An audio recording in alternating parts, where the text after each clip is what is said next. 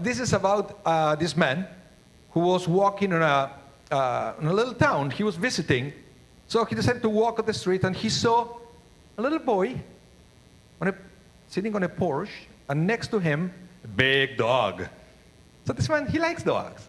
So he came closer to the boy and said, "Son, does your dog bite?" And he said, "No, sir, my dog doesn't bite."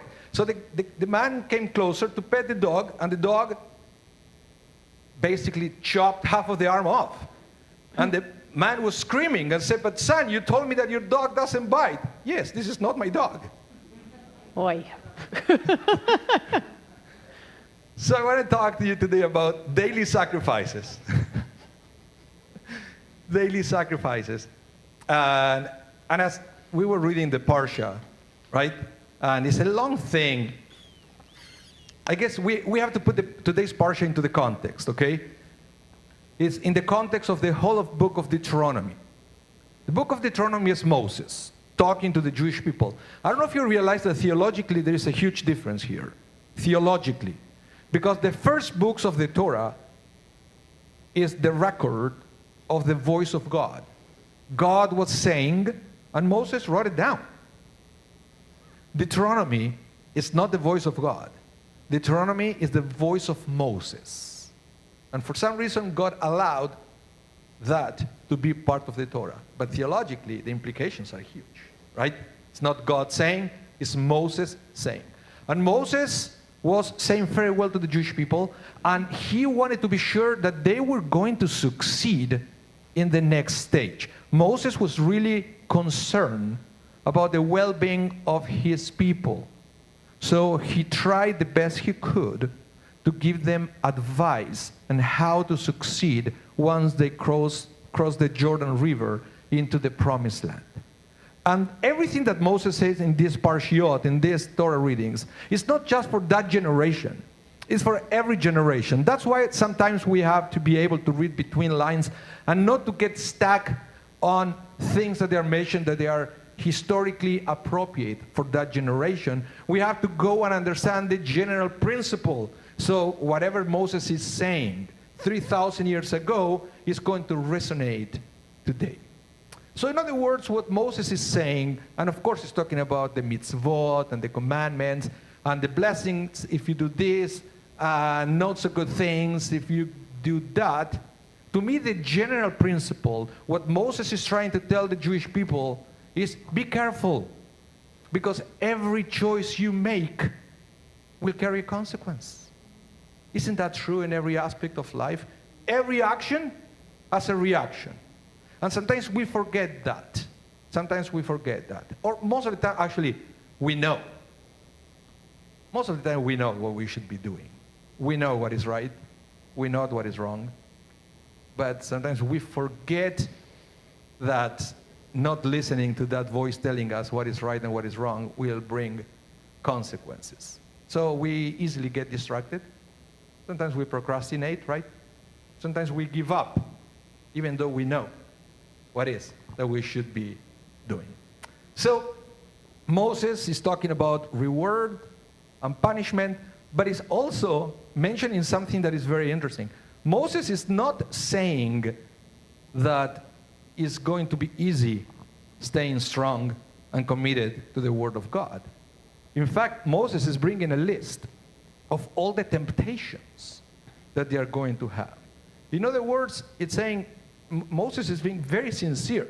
He said there is a great reward if you get committed to your project, to your goal, whatever that is in life. Again, Moses is talking about in this context of the mitzvot, but he's talking about everything that we want to do in life. When you know what you want, when you have a project, when you have a goal, if you get committed to the goal, you get focused into that goal, then you should expect reward in the other side, but don't fool yourself. You're going to have many setbacks, stumbling blocks, difficulties, temptations. You're going to have that. And Moses is saying, and with that comes, what are you going to do? When the temptation comes, the temptation to compromise, to do things not the right way, to to cut corners, what are you going to do? When the temptations to procrastinate comes, what are you going to do? When the temptations to give up from your goal comes, what are you going to do?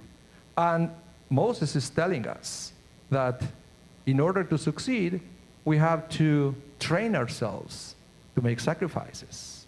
You can't do everything in life. Every day, we have to make sacrifices and we have to make choices.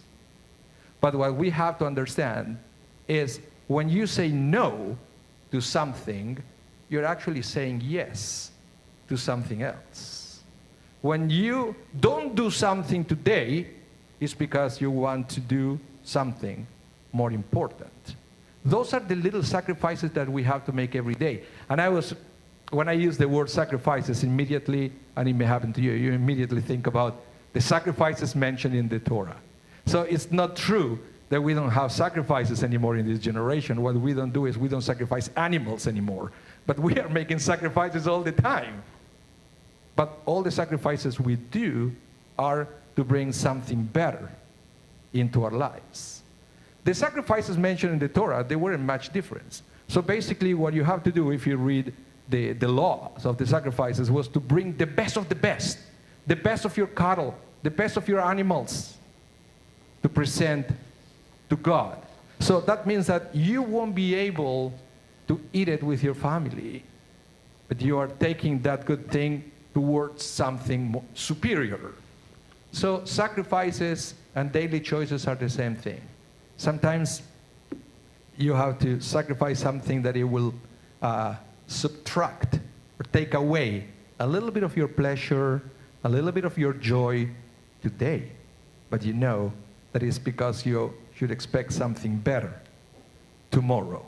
Now, Moses brings some examples of all the things that he had to deal with, the sacrifices that he made to be where he was. For example, when the Jewish people sinned with the golden calf, God wanted to destroy them. Remember that? And God said to Moses, Moses, move away. I will destroy them all, and I will start a new nation with you. And Moses put himself in between God and the Jewish people to protect them. And that was the first sacrifice, in the sense that if he wanted it easy, all he had to do is to move away, to start fresh.